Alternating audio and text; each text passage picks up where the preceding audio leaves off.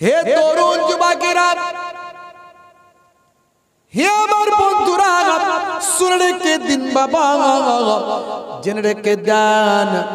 বিশ্ব নবী আমার দয়ার নবী বলেন, তাদারিসুল ইলম, ইলমের দার্স নেওয়া, ফিল্লাইলে রাতের বেলা, সাতান 1 ঘন্টা। হে আমার উম্মত উম্মতিরা, হে দুনিয়ার মানুষেরা, শুনে রেখে দাও, তোমরা যদি দিনের ইলমটা, দিনের জ্ঞানটা যদি 1 ঘন্টা রাতের বেলা অর্জন করো, ইলমটা যদি, দার্সটা যদি তোমরা 1 ঘন্টা নাও, দিনের দার্স যদি 1 ঘন্টা রাতের বেলা তোমরা গ্রহণ করো, আমি রাসূলুল্লাহ বলি, ওই 1 ঘন্টা যদি শোনার মতো শোনো, 1 ঘন্টা যদি বলার মতো বলা হয়, ওয়াজের মতো যদি ওয়াজটা হয়, আর শ্রোতা যদি শোনার মতো শুনতে পারে, আল্লাহর নবী বলেন খায়রুম মিন আহিয়াইহা, আল্লাহর নবী বলেন সারা জীবনের নফল ইবাদতের থেকে ভালো। খায়রুম মানে ভালো, উত্তম, আহিয়াইহা সারা জীবনের থেকে ভালো, মানে এখানে নফল ইবাদতের থেকে ভালো। তাহলে 1 ঘন্টা শোনার মতো শুনলে, সারা রাত শোনার দরকার নাই, সারা রাত শুনতে হবে না, 1 ঘন্টা শুনবেন, শোনার মতো শুনবেন। বলনে ওয়ালা যেন বলার মতো বলে, আর শুননে ওয়ালা যেন শোনার মতো শোনে, নাহলে সারা জীবন ওয়াজ শুনছে, সারা জীবন ওয়াজ শুনছে, সেই সারা রাত সাপ মেরে সকালে দেখে দড়ি। বুঝতে পারছেন? সারা রাত সাপ মেরে সকালে রাত দেখে দড়ি, সারা রাত ধরে সাপ মারছে, সকাল ভোর হয়ে গেছে, ফজর হয়ে গেছে, নাতি দাদুকে বলছে, দাদু ওটা কি মারছো? বলছে সাপ। ওটা সাপ নাকি? মোটা দড়ি তো, যত মারছো তত লাপাচ্ছে, ও কোনোদিন সাপ মারা যাবে না। হে তরুণ যুবকেরা, হে আমার বন্ধুরা, হে আমার মুরব্বিয়ানেরা, শুনে রেখে দিন বাবা, জেনে রেখে দিন বাবা, আমার মাবুদ আল্লাহ তাআলা আপনাকে আমাকে পৃথিবীতে কেন পাঠালেন? একটুখানি বিশ্লেষণ করতে হবে, ভাবতে হবে। আমার আল্লাহ তাআলা আপনাকে আমাকে শ্রেষ্ঠ জীব, শ্রেষ্ঠ প্রাণী করে কেন পাঠালেন? কেউ কেউ বলে 18,000 মাখলুকাত। এটা সমীক্ষা, 18,000 আছে না 20,000 আছে, কেউ গুণে বের করতে পারবে? পারবে। তবে একটা বড় বড় পণ্ডিতেরা বলেছে 18,000, একটা সমীক্ষা দিয়েছে। হে তরুণ যুবকেরা, হে আমার বন্ধুরা, হে আমার মুরব্বিয়ানেরা, আমার আল্লাহ 18,000 মাখলুকাতের মধ্যে শ্রেষ্ঠ মাখলুক বানালেন মানুষকে। কেন বানালেন? শ্রেষ্ঠ জীব, শ্রেষ্ঠ প্রাণী আল্লাহ কেন মানুষকে করলেন? কারণ এই জন্যই করলেন, হে দুনিয়ার মানুষ শুনে রেখে দাও, হে আমার বন্ধুরা জেনে রেখে দাও, আমার মাবুদ আল্লাহ কোরআন মাজিদে বললেন, পৃথিবীর শ্রেষ্ঠ মাখলুক আমি আল্লাহ মানুষকে করেছি, পৃথিবীর শ্রেষ্ঠ জীব আমি আল্লাহ মানুষকে করেছি, পৃথিবীর শ্রেষ্ঠ সুন্দর করে মানুষকে তৈরি করেছি। লাকাদ খালাকনাল ইনসানা ফি আহসানি তাকবীম, আমি মানুষকে সর্বাপেক্ষা সুন্দর জীব করেছি, সুন্দর প্রাণী করেছি। এই জন্যই মানুষকে সুন্দর করেছি, বুদ্ধি দিয়েছি, জ্ঞান দিয়েছি, যাতে করে মানুষ মা খালাকতুল জিন্না ওয়াল ইনসা ইল্লা লিয়াবুদুন, যাতে করে মানুষ, জিন জাতি এবং মনুষ্য জাতিকে আমি আল্লাহ আমার ইবাদতের জন্য সৃষ্টি করেছি। তাহলে আমরা কেন সৃষ্টি হয়েছি? ইবাদতের জন্য। ইবাদত ছাড়া অন্য কোনো উদ্দেশ্যে আল্লাহ আমাদের সৃষ্টি করেনি। একটু বুকে হাত দিয়ে চিন্তা করুন, এত কিছু নিয়ামত মানুষের জন্য। হরিণকে বাঘ খেয়ে নেয়, হরিণ, বাঘ হরিণ শিকার করে। সুন্দরবনে যে রয়্যাল বেঙ্গল টাইগার আছে, তাদের খাদ্য শেষ হয়ে গেলে তাদের কাছে অন্য জায়গা থেকে জীবজন্তু প্রাণীদের নিয়ে গিয়ে ছেড়ে দেওয়া হয়, হে বাঘেরা খেয়ে বেঁচে থাকো। যদি এরকম হতো যে মানুষের থেকে আরো কোনো বড় প্রাণী জীব আছে যারা মানুষ খায়, তাহলে তাদেরকে বাঁচানোর জন্য তাদের সামনে মানুষকে দিতে হতো খেয়ে বেঁচে থাক। কিন্তু এরকম কি হয়েছে? আল্লাহ মানুষকে এমন তৈরি করেছে, মানুষ মাছ খায়, গোস্ত খায়, এই খায়, সবজি খায়, সেই খায়, কিছু বাদ নাই। তাহলে আল্লাহ বলছে মানুষের জন্যই আমি সবকিছু সৃষ্টি করেছি। একটু ভাবুন তো দেখি, আমার আপনার যে জীবটা আছে, জীবটা, এই জীবেতে আমরা অনেক রকম টেস্ট পাই। ঝাল পাই, নুনটা পাই, লবণ, নুন, আচ্ছা, টক পাই, মিষ্টি পাই, এত রকমের স্বাদ, এত রকমের স্বাদ জীবেতে পাই। যার জীব নাই পাবে স্বাদ? পাবে না। আবার জীবটাকে আল্লাহ এমন কোয়ালিটি করেছে, এই সামনেটাই যে টেস্ট পাবেন মাঝখানটায় সে টেস্ট নয়, মাঝখানটায় যে টেস্ট পাবেন একেবারে গোড়ার দিকে সেই টেস্ট নয়। জীবকেও আল্লাহ তিনটে ভাগে ভাগ করে দিয়েছেন, এই জায়গাতে এই টেস্ট পাওয়া যাবে। আমি বলছি না, বিজ্ঞান বলছে। ভাবুন তো, কল্পনা করুন তো, আল্লাহ আপনাকে আমাকে জীব দিলেন। হে তরুণ যুবকেরা, হে আমার বন্ধুরা, শুনে রেখে দিন বাবা, জেনে রেখে দেন। হে মুসলমান, একটুখানি লক্ষ্য করুন বাবা, একটুখানি খেয়াল করুন। আমার আল্লাহ আপনারা আমার অঙ্গ প্রত্যঙ্গ দিলেন, আপনারা আমার সুন্দর চেহারা দিলেন, এত সুন্দর করে সৃষ্টি করলেন মাবুদ। মাবুদ এত সুন্দর করে সৃষ্টি করে আমার আল্লাহ বললেন, বান্দারে পৃথিবীর শ্রেষ্ঠ প্রাণী, শ্রেষ্ঠ জীবেতে পরিণত করেছি। তোদের পৃথিবীর জমিনে আমি পাঠিয়েছি কেবলমাত্র আমার ইবাদতের জন্য। ইবাদত মানে শুধু নামাজ নয়, ইবাদত মানে শুধু রোজা নয়, ইবাদত মানে শুধু হজ যাকাত নয়, ইবাদত মানে শুধু আল্লাহ আল্লাহ তাসবিহ পড়া নয়, ইবাদত মানে শুধু তেলাওয়াতে কালাম পাক নয়। কারবারটা যদি নবিয়ানা তরিকায় কারবার করা হয়, ওটাও ইবাদতের সওয়াব পাওয়া যায়। চাষবাসটা যদি নবিয়ানা তরিকায় করা হয়, ওটাও ইবাদতের সওয়াব পাওয়া যায়। ছোটদের সঙ্গে আপনি মিশবেন, কথাবার্তা বলবেন, সেটা যদি নবিয়ানা তরিকায় হয়, ইবাদতের সওয়াব পাওয়া যায়। স্ত্রীর সঙ্গে ঘর সংসার করবেন, সেটা যদি নবিয়ানা তরিকায় হয়, ওর মধ্যে ইবাদতের সওয়াব পাওয়া যায়। স্বামী স্ত্রীতে প্রেম প্রীতি ভালোবাসা করবেন, সুন্নতের সওয়াব পাবেন, নামাজ আমলে আল্লাহ সওয়াব লিখে দেবেন। মায়ের চেহারার দিকে আপনি তাকাবেন, এটা আমার মা, আহ আল্লাহ আমার মাকে কত বড় নিয়ামত করেছেন, আমার বাপকে কত বড় নিয়ামত করেছেন। রাসূল বলছেন, প্রত্যেকটা নেক নজরের বিনিময়ে ফিকুল্লে নাজারাতিন হাজ্জাতাম মাবরুরা, এক একটা নফল এক একটা নফল কবুল করা মাকবুল হজের আল্লাহ সওয়াব দেবেন। তাহলে ইবাদত, আল্লাহ বলছেন ইবাদতের জন্য পাঠিয়েছি, আর আমাদের ইবাদত চারিদিকে আষ্টে পৃষ্ঠে আছে, খালি আমরা বুঝি না, জানি না, তাই সওয়াবটা নিতে পারি না। হে তরুণ যুবকেরা, হে আমার বন্ধুরা, হে আমার মুরব্বিয়ানেরা, শুনে রেখে দিন বাবা, জেনে রেখে দেন। হে মুসলমান, একটুখানি খেয়াল করুন। হে তরুণ যুবকেরা, একটুখানি লক্ষ্য করুন। বাবাজিরা আমার, আল্লাহ বললেন, বান্দারে আমার ইবাদতের জন্য তোদের সৃষ্টি করেছি, তোরা আমার ইবাদতটা কর। ইবাদতটা কেমন করবেন বাবা? নবিয়ানা ইবাদত করুন, যেমন ইবাদত করেছিলেন আল্লাহর নবী, আল্লাহর রাসূল, আখিরি জামানার পয়গম্বর, যেমন ইবাদত করেছিলেন।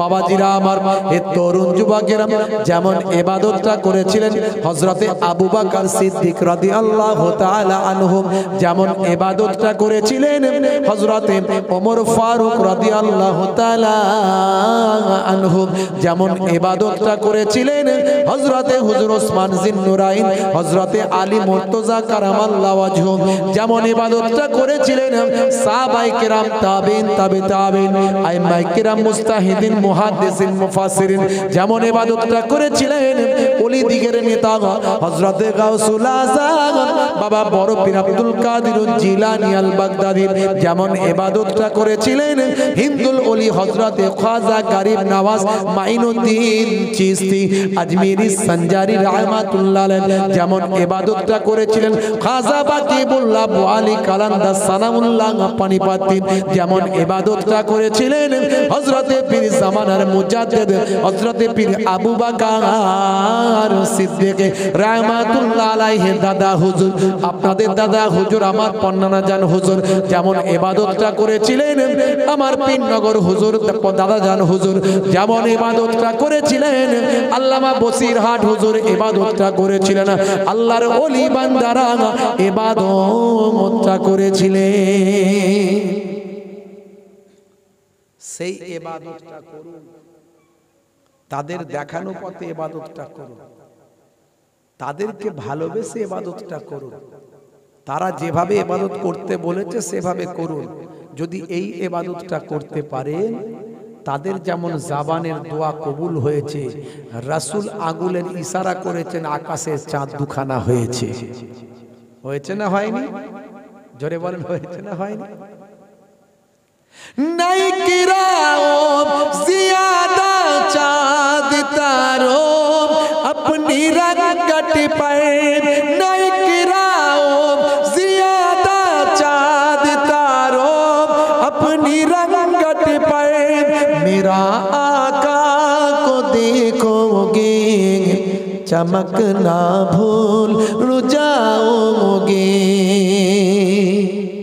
जोरे हवे ना और जोरे हवे ना, সেই চাঁদ আকাশের চাঁদ রাসূলের আঙ্গুলের ইশারায় দুটুকরো হয়ে গেছে। কোন ইবাদত?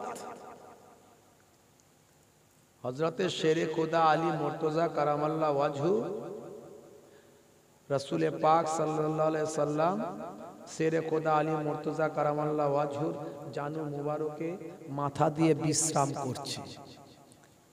দেখুন তো নবীর ভালোবাসা কাকে বলে, নবীর মোহাব্বত কাকে বলে। একদিকে রাসূল মাথা দিয়ে শুয়ে আছেন, আর একদিকে নামাজের টাইমটা পার হয়ে যাচ্ছে, আসরের জায়গার সূর্য মাগরিবের জায়গায় চলে যাচ্ছে। আমার আল্লাহ কোরআন মাজিদে জানিয়ে দিয়েছেন, হে দুনিয়ার মানুষ শুনে রেখে দাও, হে দুনিয়ার মানুষ শুনে রেখে দাও, লাকাদ কানা লাকুম ফি রাসূলিল্লাহি উসওয়াতুন হাসানা, তোমাদের জন্য তোমাদের নবীর মধ্যে আছে উত্তম আদর্শ। আমার নবী যখন ঘুমিয়ে আছেন, আমার নামাজ কাজা হয়ে যাচ্ছে, আমি নবীকে তোলার ক্ষমতা আমার নাই, কারণ নবীর জন্যই তো নামাজ পেয়েছি। কোরআন আমাকে কে এনে দিয়েছে? নবী দিয়েছে। আর সেই নবী ঘুমিয়ে আছে, নবী আমার থেকে ভালো নামাজ জানেন। তো নবী যখন ঘুমিয়ে আছেন, আমার বলার ক্ষমতা নাই, কিন্তু নবী আমাকে নামাজের কথা অনেক বলেছে। আল্লাহ কোরআন মাজিদে 82 জায়গায় বলেছেন ওয়াকিমুস সালাত, নামাজ কায়েম করো।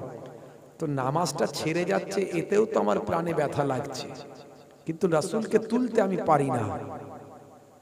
এমন সময় শেরে খোদা আলী হুজুরের চোখ দিয়ে দু এক কাতরা পানি নামাজের মহাব্বতে রাসূলের চেহারায় পড়েছে। চিন্তা করতে পারেন? আর আমরা নামাজের টাইম হলে বাজারে ঘুরে বেড়াই, কথা ঠিক না ভুল? মুয়াজ্জিন আযান দিচ্ছে হাইয়া আলাস সালাত, মুসলমানের ছেলে বলছে কইরে কেলো, তাড়াতাড়ি মসজিদ তলা থেকে পালা। বলছে কেন? বলে যদি মুয়াজ্জিন দেখতে পাই তাহলে বলবে নামাজে আয়, তাই তাড়াতাড়ি এখান থেকে পালায়। চল ফ্রি ফায়ার খেলতে যাই, চল ক্যারাম বোর্ডটা চালাই, চল একটু মাঠে গিয়ে প্র্যাকটিসটা করি ভাই, চল একটু চায়ের দোকানে বসে বসে এমএলএ ফাটাকেষ্ট দেখি ভাই, এই বলে তারা মসজিদ তলা থেকে পালায়। মুয়াজ্জিন আযান দিচ্ছে, কি বলছে? হাইয়া আলাস সালাহ,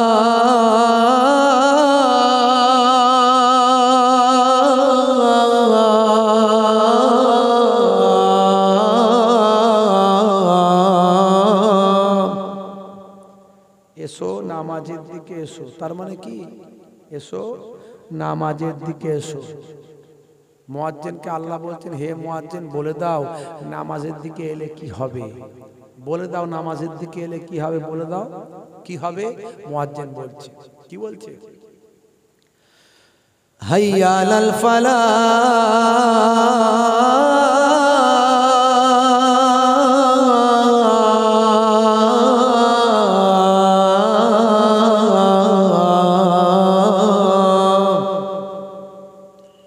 নামাজের দিকে এলে আমি আল্লাহ তোমাকে কামিয়াবি দান করে দেব। জোরে হবে না? জোরে হবে না? কোন ওলি আল্লাহ, কোন হাক্কানি পীর নামাজ ছেড়ে দিয়ে ওলি হয়নি, পীর হয়নি। বুঝতে পারছেন? ওলি হতে গেলে, পীর হতে গেলে নামাজ ছেড়ে দিয়ে হবে না। যারা নামাজ ছেড়ে দিয়ে পীর বলে দাবি করে তারা হলো 1 নাম্বার ভণ্ড পীর। বুঝে নেবেন, ওরা হলো ভণ্ড। যতই যাই করুক, যাই দেখাক, যাই করুক, কোরআন হাদিসের বাইরে চললে তার আল্লাহর দরবারে 1 আনা মূল্য নাই। 1 আনা মূল্য নাই। কোরআন হাদিসের সূত্রে ফেলবেন, মিলে গেল আলহামদুলিল্লাহ, না মিললে ভেজাল, ভণ্ড। কত বড় হুজুর, হুজুর নামাজ পড়ে না, ও হুজুর নয়। চিনতে ভুল হয়, ভেজাল মাল চিনলে বিপদ আছে। নামাজের ওয়াক্তটা হবে যখনই, মসজিদে চলে যাও তুমি তখনই। বলুন না সুবহানাল্লাহ, জোরে হবে না?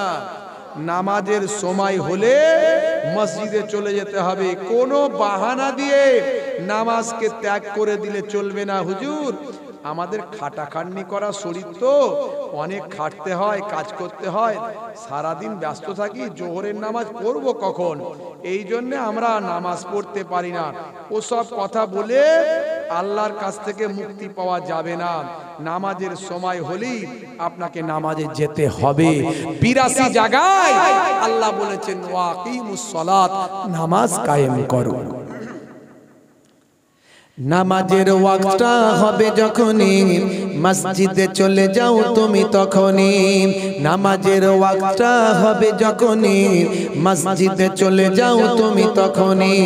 ছাড়ো এবার, ছাড়ো ছাড়ো এবার, ছাড়ো এবার, ছাড়ো এই কাজ তোমার। ছাড়ো এবার, ছাড়ো ছাড়ো এবার, ছাড়ো এবার, ছাড়ো এই কাজ তোমার। নামাজের ওয়াক্তটা হবে যখনই, মসজিদে চলে যাও তুমি তখনই। তোমার বাঁচা আর তোমার মরা লেখেন মোর প্রভু আমারি। নামাজের ওয়াক্তটা হবে যখনই, মসজিদে চলে যাও তুমি তখনই। জোরে হবে না? জোরে হবে না? ফজরের সময় ঘুমিয়ে থাকি, জোহরে কি দেব কাজে ফাঁকি। ফজরের সময় ঘুমিয়ে থাকি, জোহরে কি দেব কাজে ফাঁকি। রাখো এসব, রাখো রাখো এসব, রাখো এসব, রাখো কথা তোমারি। রাখো এসব, রাখো রাখো এসব, রাখো এসব, রাখো কথা তোমারি। আসর আর মাগরিব হেলা করি, দোকানার আড্ডায় সময়টা দিই। আসর আর মাগরিব হেলা করি, দোকানার আড্ডায় সময়টা দিই। মরলে তোমাকে যেতে হবে মাটির নিচে, ঘর তোমারি। নামাজের ওয়াক্তটা হবে যখনই, মসজিদে চলে যাও তুমি তখনই। নামাজে কোনো বাহানা চলবে না, তাই কলমে চালিয়েছি, মাঝে মাঝে একটু ভাঙাচোরা কবি তো সময় পেলে একটু লিখে ফেলি আর কি। এসার সময় ঘুমিয়ে পড়ি, শরীরটা ক্লান্ত মেলিয়ে দি। হুজুর এই এসার সময় সারাদিন খাটাখাটনি করি তো ঘুমিয়ে যাই হুজুর, কি করব বলুন, নামাজ পড়ার সময় হয় না, ঘুমিয়ে যাই, বড্ড শরীরটা ক্লান্ত। এসার সময় ঘুমিয়ে পড়ি, শরীরটা ক্লান্ত মেলিয়ে দি। না না এসব বলো না, এসব বলো না, এসব বলো না বান্দা তুমি, না না এসব বলো না, এসব বলো না, এসব বলো না বান্দা তুমি। রুটি রুজি দিচ্ছে যিনি, জীবন মরণের মালিক তিনি। রুটি রুজি দেওয়ার মালিককে জোরে বলেন। চাষটা আপনি করেছেন, ফসলটা কে দেবে? পোকা যদি লেগে যায়, স্প্রে যদি কাজ না হয়, কি হবে? ওরে বাবারে, এই একদিনের পানি হয়েছে, একদিনের পানি হয়েছে, মিডিয়ায় দেখলাম পানিতে আলুগুলো ডুবে গেছে, চাষির অবস্থা, খুব কষ্ট করে চাষ করেছিল, আত্মহত্যা করে ফেলেছে। কথা ঠিক না ভুল? তাহলে দেনেওয়ালা মালিক কে? তাকে খুশি করব না, আর সবকিছু নেবো, তাই তো? তাই লিখেছি, রুটি রুজি দিচ্ছে যিনি, জীবন মরণের মালিক তিনি। তোমায় আমায় জীবন দিয়ে ভালো রেখেছেন প্রভু আমারি, তোমায় আমায় জীবন দিয়ে ভালো রেখেছেন প্রভু আমারি। নামাজের ওয়াক্তটা হবে যখনই, মসজিদে চলে যাও তুমি তখনই। নাইকমান ভাই আর কমাও না দয়া করে, এটা রাখো, এটা রাখো, হ্যাঁ আর কমাবে না, তুমি ঘুমিয়ে যাও, ঘুমিয়ে যাও, 2 ঘন্টা পরে আসো, আর কমাবে না। আমার গলা খুব বসে গেছে, কিন্তু কালকে আমার মাইকম্যান অবস্থা খারাপ করে দিয়েছে, মানে এত পচা মাইক। আমি আসার সময় বললাম এই মাইক যদি নিয়ে আসো আমাকে কোনদিন ভিটেই তুলবে না, হয় মাইক ম্যানকে নিয়ে থাকবে না, আমাকে নিয়ে থাকবে। ভাইরা আমার, তরুণ যুবকেরা আমার, তাহলে নামাজ, এই নামাজ আল্লাহ কি গুরুত্ব দিয়েছেন। শেরে খোদা আলী মুর্তজার জানু মুবারকে আমার রাসূল পাক শুয়ে আছে, একদিকে রাসূল, একদিকে নামাজ। আপনারা দেখেছেন কিনা বলতে পারবো না, ইন্টারনেটে ভাইরাল হয়েছে অল্প কিছুদিন আগের নিউজ, এই গত ঈদের দিনের কথা বলছি। জায়গার নাম হলো অস্ট্রেলিয়া, শহরটার নাম হলো কুইন্সল্যান্ড রাজ্য। অস্ট্রেলিয়ার কুইন্সল্যান্ড রাজ্যে একটা জায়গায়, ডিটেলস অ্যাড্রেসটা আমি বলছি না, সেখানে একটা মসজিদ আছে, বড় মসজিদ। আর শহর এলাকায় লোকে মসজিদে ঈদের নামাজ পড়ে। আমাদের এখানে অনেক মাঠ ঘাট জায়গা বেশি, আমরা মাঠে নামাজ পড়ি ঈদের, কথা ঠিক না? ঈদগাহে নামাজ পড়ি। শহর এলাকায় অত জায়গা নাই, ওরা মসজিদে নামাজ পড়ে। তো মসজিদে ঈদের নামাজের দিনে অন্য দিনের থেকে একটু হই হুল্লোড় আনন্দ ফুর্তি বেশি হবে না? হবে না? গজল, কেরাত, নাত, ছেলেপুলেরা একটু সাজাবে গোছাবে, কেরাত টেরাত করবে, একটু আনন্দ করবে, তো হবেই। ঈদ মানেই তো খুশি। আর একটা আমরা ঈদ বলি, সেটা হলো ঈদে মিলাদুন নবী, বলি না? কিন্তু ইসলামের দুটো ঈদ, ঈদুল ফিতর, ঈদুল জুহা। একটা হলো রোজার পরের ঈদ, একটা হলো কোরবানির ঈদ। কিন্তু ঈদ মানে খুশি, তো আমাদের নবীও এসেছেন, তাতেও আমরা খুশি। সেই জন্য বলি আমরা ঈদে মিলাদুন নবী, নবীর আগমনের, জন্মের খুশি। জোরে হবে না? আর জুম্মার দিনকেও ঈদের দিন বলা হয়। জুম্মার দিন, ওটাও খুশির দিন, সপ্তাহের একদিন, ওকেও ঈদের দিন বলা হয়। আরাফাতের দিন ঈদের দিন বলা হয়। আরাফাতের দিন একদিন অবস্থান করে হাজী সাহেবরা গেলে, এটা ঈদের দিন বলা হয়। তো এগুলো খুশির দিন, ঈদ মানে খুশি। ভাইরা আমার, তরুণ যুবকেরা আমার, ঈদের দিনে ওই মসজিদে নামাজিরা নামাজ পড়বে বলে ঈদের আনন্দ করছে, আর পাশেই ছিল একটা বৃদ্ধাশ্রম। শহর এলাকার বৃদ্ধাশ্রমগুলো একটু অন্যরকম। আমরা আমাদের এইদিকে বৃদ্ধাশ্রম বলতে আমরা কি বুঝি? বাপ মাকে যারা দেখে না তারা বৃদ্ধাশ্রমে পাঠিয়ে দেয়। বাপ মাকে যারা দেখে না তারা বৃদ্ধাশ্রমে পাঠিয়ে দেয়। আর শহর এলাকায় এমন এমন ধনী ধনী দেশ, সেখানে না দেখার কিছু নাই, কিন্তু দেখার সময় নাই তাদের। ছেলে থাকে বিদেশে, মেয়ে থাকে বিদেশে, বৌমা থাকে বিদেশে, সবাই এক এক জায়গায় চাকরি করে, বড় বড় অফিসার। আর বাপ বৃদ্ধ হয়ে গেছে, সে বলে আমি দেশ আমার গ্রাম ছেড়ে যাব না। আমার সহকর্মী, আমার বয়স হয়েছে, আমার বেশ সুন্দর সুন্দর আমার সঙ্গে গল্প করার আমার বন্ধু, এসব নাই। তারা স্বইচ্ছাই বৃদ্ধাশ্রমে থাকে শহর এলাকায়। তো বৃদ্ধাশ্রমে একজন ব্যক্তি, তার নাম হলো ব্রেইল। তার নাম হলো ব্রেইল। মিস্টার ব্রেইল উনি বৃদ্ধাশ্রমে আছেন। বন্ধু টন্ধু নিয়ে গল্প গুজব করেন, সেখানে থাকেন, খুশিতে থাকেন। বিশাল বড় বৃদ্ধাশ্রম, সেখানে সব রকমের সুযোগ সুবিধা, ফ্যাসিলিটি। হে তরুণ যুবকেরা, হে আমার বন্ধুরা, হে আমার মুরব্বিয়ানেরা, শুনে রেখে দিন বাবা, জেনে রেখে দেন। এমন সময় দেখতে পাওয়া যায় ঈদের দিনে নামাজ হবে বাবা, মসজিদে নামাজ হবে, বাচ্চারা আনন্দ করছে, ফুর্তি করছেন, হই হুল্লোড় করছেন, আলোড়ন সৃষ্টি হয়েছে, আওয়াজ হচ্ছে। এই আওয়াজটা পাশেই ছিল বৃদ্ধাশ্রম, সেই বৃদ্ধাশ্রমে চলে গেছেন। হে তরুণ যুবকেরা, হে আমার বন্ধুরা, শুনে রেখে দিন বাবা, জেনে রেখে দেন। এমন সময় ব্রেইলের সহ্য আর হয় না। মিস্টার ব্রেইল বলে, মসজিদ থেকে এত জোর আওয়াজ কেন আসছে বাবা? এই মসজিদের আওয়াজ বন্ধ করতে হবে। দরজা বন্ধ করে বৃদ্ধাশ্রম থেকে বাইরে বের হয়ে এসেছে। মসজিদের হই হুল্লোড় পরিবেশকে বন্ধ করার জন্য, মুসলমানদের কাছে অ্যাপিল করার জন্য, হে মুসলমানেরা, আপনারা বৃদ্ধাশ্রমে, পাশে আছে একটা বৃদ্ধাশ্রম, শিক্ষিত মানুষজন এখানে থাকেন, আর আপনারা এখানে নামাজ পড়তে এসেছেন ভালো, কিন্তু এত হই হুল্লোড়, চিৎকার চেঁচামেচি আওয়াজ কেন একটু হচ্ছে? এই আওয়াজটা আপনারা বন্ধ করুন। এই ঈদের দিন বলে সে জানে না, খুশির দিনে হই হুল্লোড় একটু হবে সে জানে না। হে তরুণ যুবকেরা, হে আমার বন্ধুরা, মিস্টার ব্রেইল যখন মসজিদের চৌকাঠের সামনে সিঁড়ির কাছে যখন এসেছে, তখন মসজিদের ইমাম সাহেব ভাই আমার ঈদের নামাজ জামাতে নামাজটা শুরু করেছে। আল্লাহু আকবার, শুরু হয়ে গেছে নামাজ। নামাজ হলে আর কোনো আওয়াজ হয়? কোনো আওয়াজ নাই। পিনলেস সাইলেন্স জোন, একেবারে সাউন্ডলেস, কোনো আওয়াজ নাই, কোনো শব্দ নাই।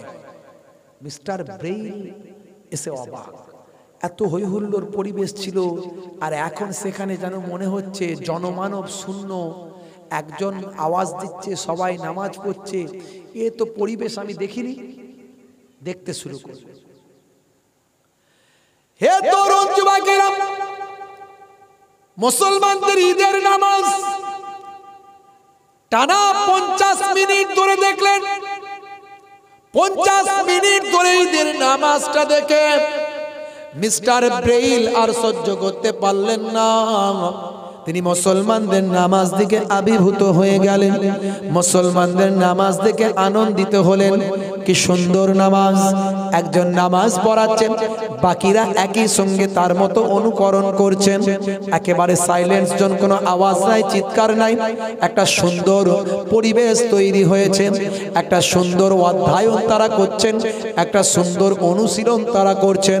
হে তরুণ যুবকেরা, নামাজটা যখন শেষ হয়ে গেল, মুসলমানদের ইমাম ভাই আমার প্রার্থনা করছেন মহান স্রষ্টার কাছে।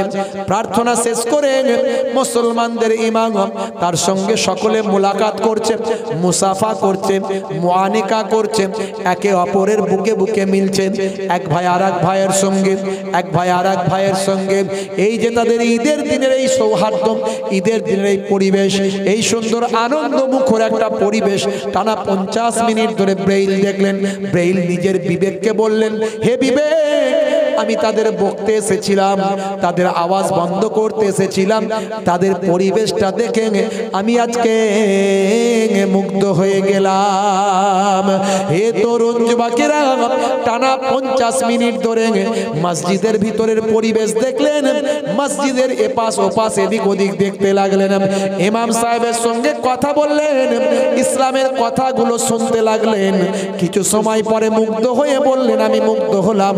আজকে এই বাবা অস্ট্রেলিয়ার বুকে ধর্ম নিয়ে তো কোনো বাড়াবাড়ি নাই, যে যার ধর্মাচরণ করতে পারে, এটা তার নিজের পার্সোনাল ম্যাটার। ধর্ম মানুষকে সৎপথের গাইড দেয়, ধর্ম মানুষকে সুন্দর পথে পরিচালিত করে। আমি আজ মুগ্ধ হয়ে গেলাম। হে মুসলমানদের ইমাম, পড়িয়ে দিন আপনার ধর্মের কালেমা পড়ে ঈমান গ্রহণ করলেন। নামাজ আপনাকে এত সুন্দর পরিবেশ তৈরি করে দেয়, নামাজ আপনাকে সুন্দর একটা অনুশীলন শেখায়, নামাজ আপনাকে শরীর চর্চা করায়, নামাজ আপনাকে দুনিয়ার সমস্ত অস্থিরতা থেকে দূরে সরিয়ে দেয়। নামাজ আপনাকে ইন্না সালাতা তানহা আনিল ফাহশাই ওয়াল মুনকার, নিশ্চয় নামাজ আপনাকে অশ্লীলতা অন্যায় থেকে দূরে সরিয়ে দেয়। আপনি নামাজ পড়লে, নামাজ যদি আপনি পড়েন, মুখে যদি আপনার ছোট হোক বড় হোক নবীর সুন্নতওয়ালা দাড়িটা থাকে, আপনি মদের দোকানে লাইন লাগাতে গেলে আপনার বুকটা থরথর করে কাঁপবে। আমি নামাজি, আমি দাড়িওয়ালা, আমি মদ খাবো? খেতে পারবো? পারবেন না।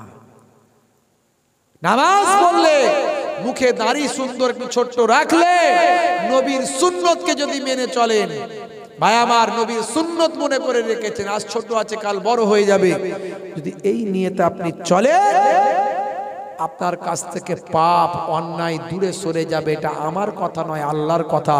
আল্লাহ কোরআনে বলছেন, নিশ্চয় নামাজ তোমাকে অশ্লীলতা অন্যায় থেকে দূরে সরিয়ে দেয়।